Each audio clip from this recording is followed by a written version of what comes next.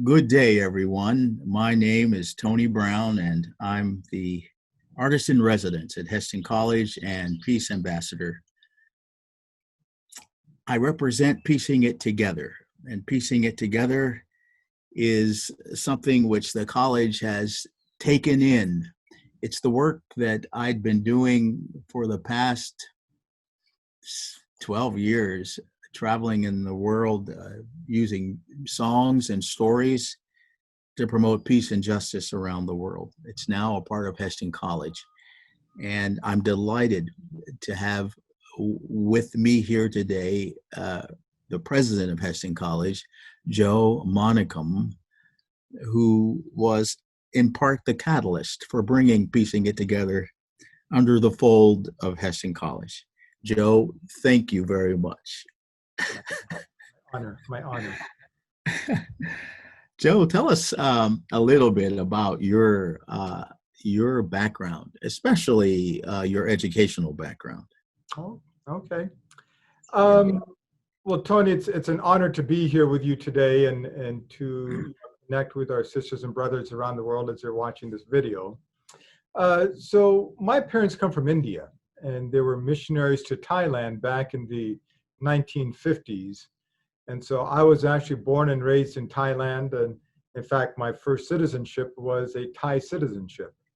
I would then later go to high school at boarding school in South India, where I spent those 3 years, living among my relatives there, but also in the boarding school at the time. I came here to the United States in 1983 and studied at a VOTEC school for auto mechanics in Ohio for a couple years, and then came here to Hesston College in 1985 to continue the track with auto mechanics. And in '87, graduated from Hesston College with a degree in auto mechanics, then worked for Mercedes-Benz for about a year while I had that work permit for the 1 year. And then I went to Europe for a year, spent the year in Germany with a program, exchange program, and came back to the US in '89 and attended Goshen College in Northern Indiana and received a bachelor's degree in communication. After completing that degree, I came here to Hesston College to work in the admissions department for about 5 years, during which time I met my wife, Wanda, or I should say re-met her, because we did attend Hesston together, but we got reacquainted when I came back and got married in '94. In 1996, Wanda and I moved to Southern California, where I started my graduate studies at Fuller School. And while at Fuller, got engaged with the churches there in the greater Los Angeles urban context, and which really, I think, in many ways for me was a pivotal time of pushing out the notion of what does it mean to genuinely walk with the poor, and how do we even understand this construct of poor and poverty.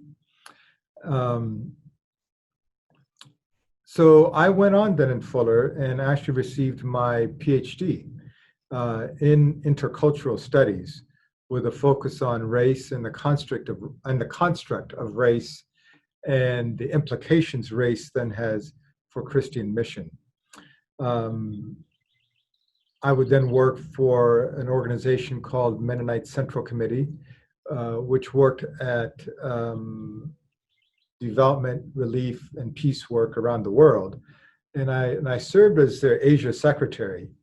And in doing so, traveled all across Asia on behalf of the Mennonite Central Committee, and met an incredible number of sisters and brothers on that journey that continue to transform me and my perspective on this world in which we live.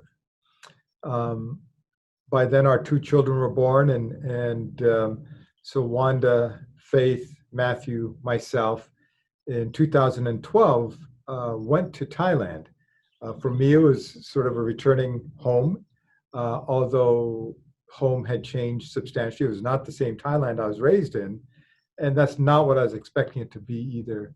And for me, there was a joy of getting to know the Thailand that is now Thailand through the lens, the eyes, the perspective of Wanda, Faith, and Matthew. Mm. Um, and so we lived there for about 5 years, during which time I switched jobs, occupation, and taught in a peace studies program and a PhD peace studies program at Payap University that looked at interfaith peace building, and more specifically at the issues of faith justified violence, and how do we work at mitigating, lowering such forms of violence. And in that interfaith context, again, came to a much more profound understanding of the role of faith, broader faith, and its connection to issues of violence, oppression. Um, and from there, I was invited to come here to Hesston College in 2017, and have been here for the last 3 years as president. So that's my life story in a nutshell. That's a that's a lot. It's quite rich, and one of the things that stands out for me when I hear that story is the extent to which you have spent a lot of time in a variety of cultural contexts. Certainly, the urban context in California, but then your international travels all over for Mennonite Central Committee must have been quite rich. Absolutely, absolutely. I mean, and for me, I'm always a curious traveler. Yes. Enjoy going to new places, exploring new relationships. You read stories in books, right? And you hear these stories of people and their lives in different places. But nothing matches standing on that ground and engaging with the people there and then about their story and how their story blends into the larger narrative, and that bringing about a great understanding of my own story and my own place in this world. It's been a privilege. It's been a wonderful life. Absolutely. Yes. What are some of the values, maybe we could call them, that have shaped your life? The sort of the guiding principles that have helped to form you. Oh, wow. I would say a piece that has probably become even more critical for me is the value of curiosity. Ah. Mm-hmm.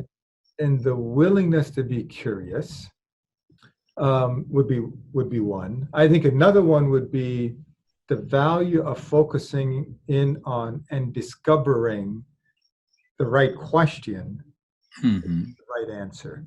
Mm-hmm.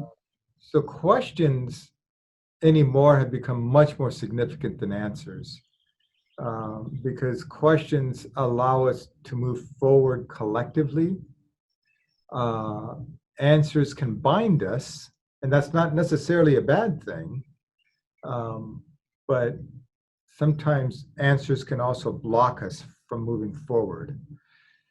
And for me, this comes out of my own faith understanding and what I would say God's call is on my life in my engagement with others. And in this incredible world we live in that's so colorful and beautiful with the people, and how do we work at humanizing one another and honoring each other's humanity? And that's where the curiosity comes in, right? And when we're curious about someone, their story, their life, their experience, their humanity comes out in just incredible ways. So I think those might be some of those elements that for me have continued to drive me and shape me and form me. Mm-hmm. Yeah. And so now here you are. after all of that uh, international travel and teaching and urban experience on a campus in South Central Kansas. Mm. And you probably could be doing many other things. But why did you choose to come to Hesston College? Yeah. Um, that's an interesting question, Tony. I was tapped on the shoulder by many, many people, sisters and brothers, when this job came open to say, Joe, you need to apply for this job. And I kept brushing them off and pushing them off. And it was actually Wanda that one day said, Joe, for all these people who keep coming and tapping you in the shoulder and you keep saying no, at what point might you start listening to the Holy Spirit more intentionally? And the Holy Spirit be actually working through these people. And so I think for me, that was probably the point that kind of pushed me over to say, at least let me apply. And I think for me, the wrestling that took place in my head was this. At the time when I was teaching this PhD program in northern Thailand, it was among the more richer times in my life in terms of relationships and engagements, and where I had the privilege of walking with people in the midst of conflict who come from all kinds of my goodness, stories of personal struggle to communal struggles, but yet having this deep sense of love and grace, and yet hope, right? And, Yes. and they were inviting me to join in their stories, and I could go to all these places with them. And this is the piece that I think finally probably drove me here, was as I've gone to different areas of conflict, what I find are adults well into their careers like myself, often being at the forefront of conflict, major conflicts that were keeping the oppressed in their oppressed state. And I think for me, as Hesston was beckoning and calling, I said, well, here's an opportunity for me to make a difference with young people as they're going through this time of formation, right? I mean, the parents are raising them until they're age 18 or so, and then they come to college with this curiosity and this sense of learning and engaging and trying something new. And for me, I saw it as an opportunity to say, okay, I've had this life, this incredible life. Might I be able to come to a place like Hesston College, a beloved college of mine, and provide a flavor to it and add to the story that's here already? Is there a place that I can fit in as who I am and maybe help them see the world differently? In a way that can drive us towards a future that is creating graduates who have a love for people and for humanity. Can I make an impact in an educational institution was the question that eventually I think came to me, which then brought me here. And I would argue, which is why I then chose to come to Hesston College. So even though Hesston College might have invited me, it was a choice of mine to come here. And for me, that's been the fun of the last 3 years is to sit as president and to have this opportunity and privilege of driving the vision for this institution toward its place in this larger world that we live in, and be able to maybe express some larger questions to our campus environment, both to our faculty and our students and staff. And within this context to just have fun, and allow people to stretch themselves. Because if we aren't instilling a different way of understanding humanity, the oppressed are going to continue to be kept in their state of oppression by systems and structures, and we need something different. Right. So it's a global vision, and it's bringing a little bit of the world onto our campus.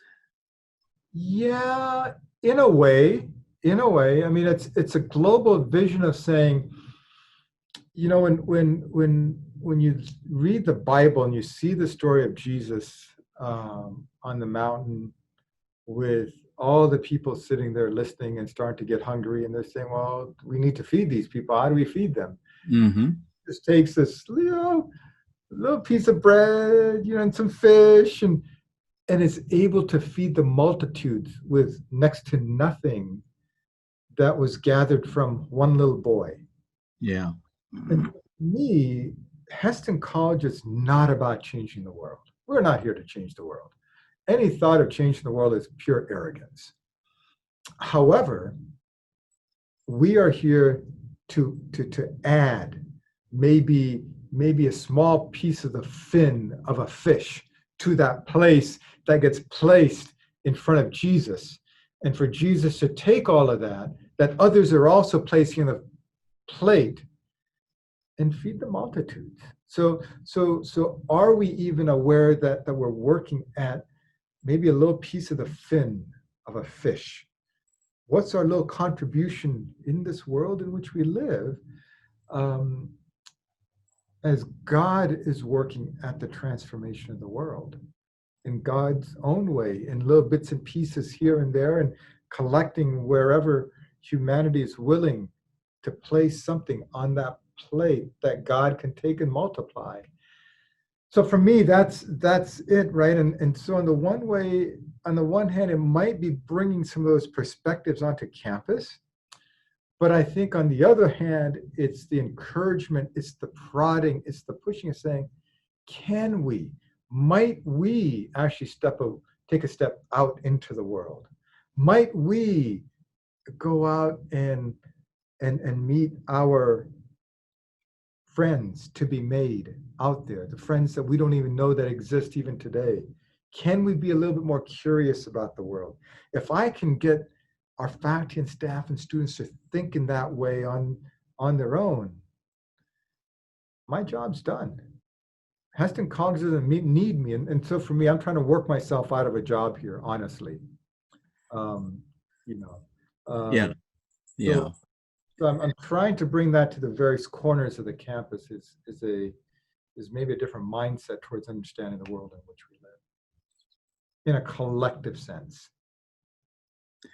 I have a memory of traveling with you in Thailand at that refugee center, where I think what you're talking about now is sort of what happened in the mix with the people there. Mm. that we were able to experience some oneness. Mm-hmm. We were able to bring some inspiration and some compassion, and this is the gift. We got some back. We did. We got some back. Yeah. And the gift of that is this, right? Is that those people in the refugee camp don't need us to come in there and tell them what to do. They don't need the answer from us. No. Right? Because the poor, they know what they need. The issue is that they don't have access to power like you and I might. That's the difference, right? But the other question is, how does that kind of inspiration, and by the way, Tony, I know when I'm talking to you, I'm preaching to the choir here. So, and then you and I have talked much about this, is how are we coming back to our own neighborhoods to recognize the poor among us and walking with them? Because the poor among us know what they want, they know what they need, but they don't have access to the power. That's the piece right there, Tony. That's the piece right there. Well, and that's the challenge. In other words, how do we uh, be with, partner with, and seek to empower, to be a part of the movement toward change, toward justice? Some of that that's the hard work. It is the hard work, right? It's the hard work. Yeah. It starts with our own transformation. It doesn't start with the transforming of systems and structures.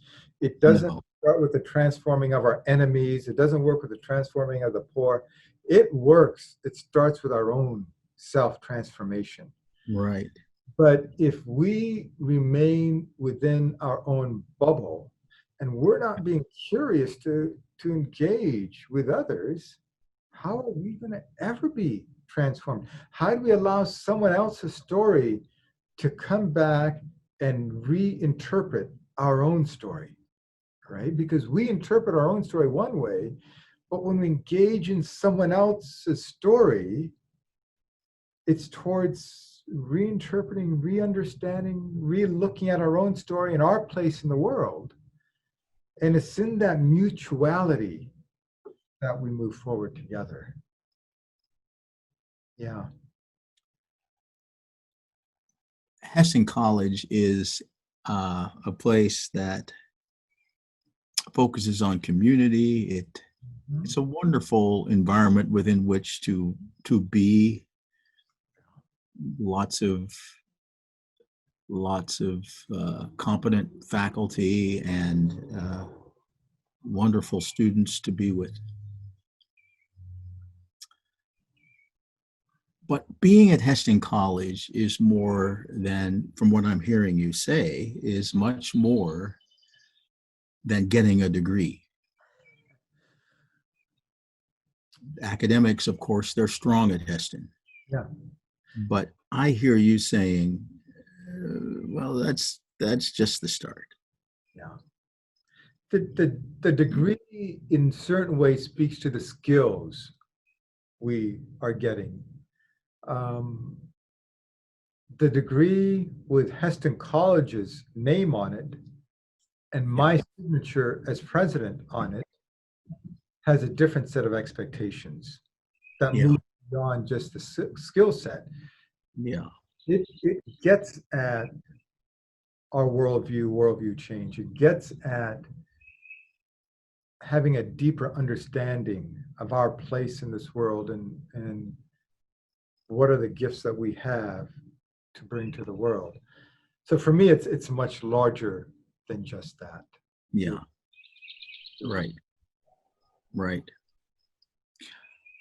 What are some of the challenges that you face? You've come through a challenging period with the COVID-19. What are some of the challenges that you experience and face there at Hesston College?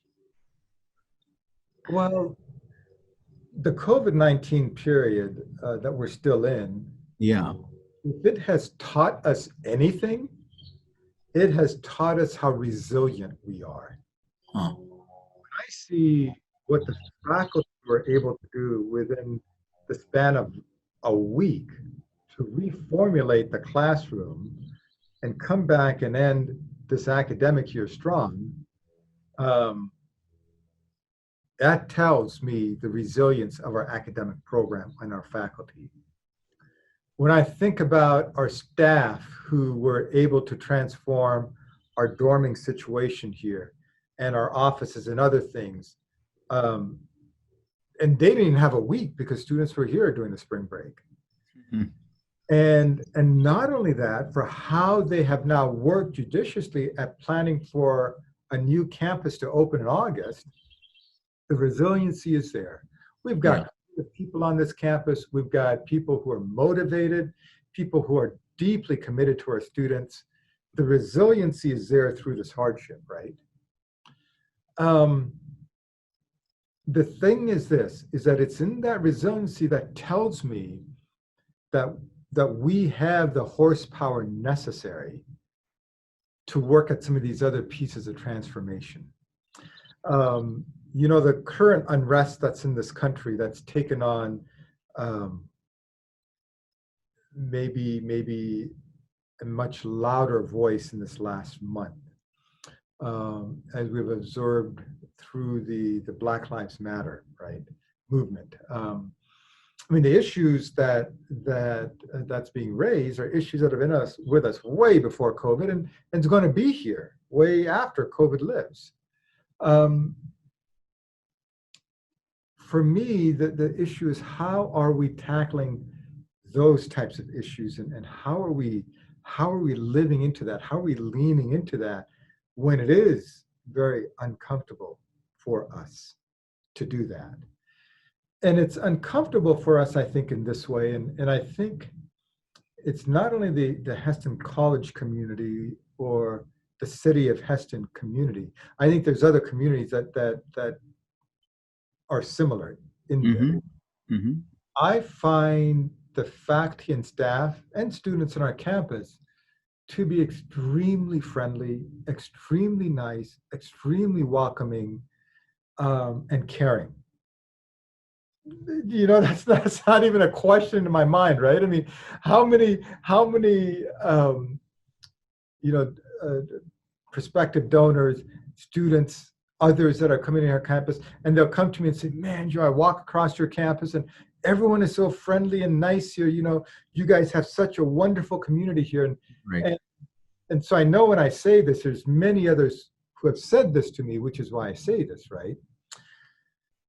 But be a person who loves to ask questions, and you know, I hope I'm not offending listeners when I ask this question, but it's this: why are we nice?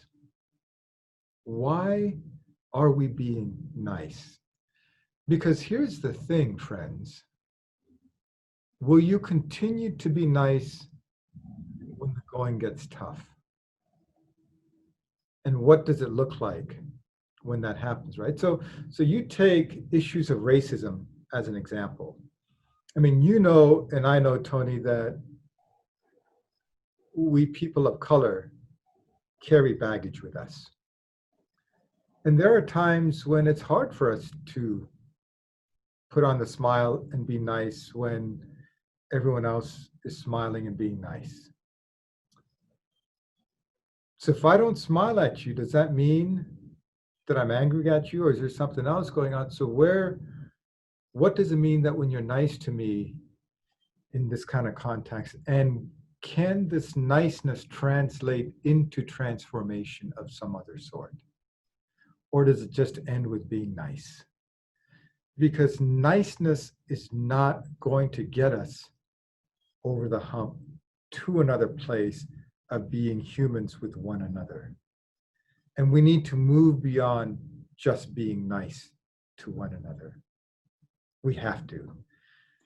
So for me, I look at the hope in the resiliency that I've seen in this campus over this COVID-19 period.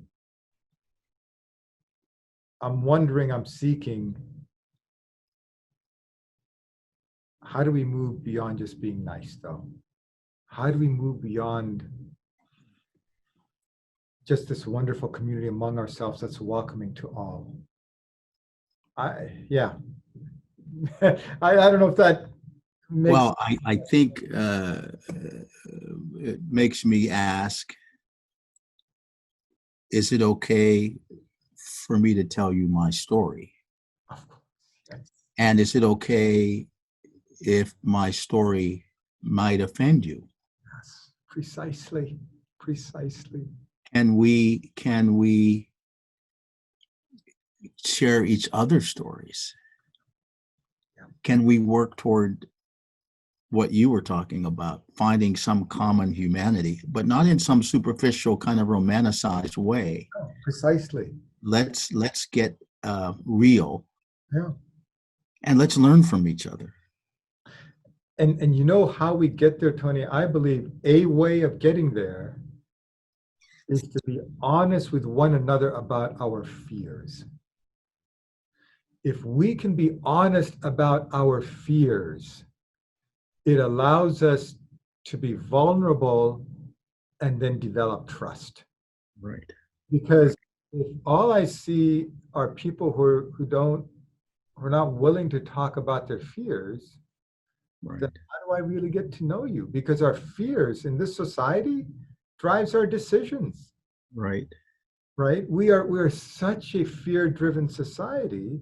Yeah. And when we're willing to be honest about those fears, even at the expense of maybe offending the other, right? When we're willing to make ourselves vulnerable by speaking to our fears, my fears, then what you're doing is you're inviting someone to offer you grace. To say, Right. And are it we takes a tremendous amount of energy, okay? it would seem, to keep up that niceness. And what uh, relief when we do experience that grace that you talk about, when we're able to be authentically who we are with all of our fears. Yeah, precisely. So yeah, and that's the kind of community that you want to create on that campus. I do. You can't create it alone. It has to be all of us who have to weigh in on this and help to create this and be models for each other. Yeah. Yeah. Yeah. Thank you, Joe. You're most welcome. And thank you for coming to Hesston College, and My honor. thank you for being a role model to many of us there. And a special thank you for making a place for piecing it together to be a part of the community and to inform students about how to work for peace wherever they are. Yeah. Thank you, Tony. I mean, it's been my honor. It's my pleasure to be here. I look forward to many more good years. Piecing it together is very important for us going forward. I mean, what piecing it together represents is the coming together of voices in a way that blends the very things that we've been talking about here today. Very much so. So thank you, Tony, for what you have done with piecing together. Thank you for the many ways that you have put yourself out to bring hope to those around the world. And I look forward to walking together as we go forward. Take care, my brother. You too, brother. Blessings to you. Have a good day. Thank you.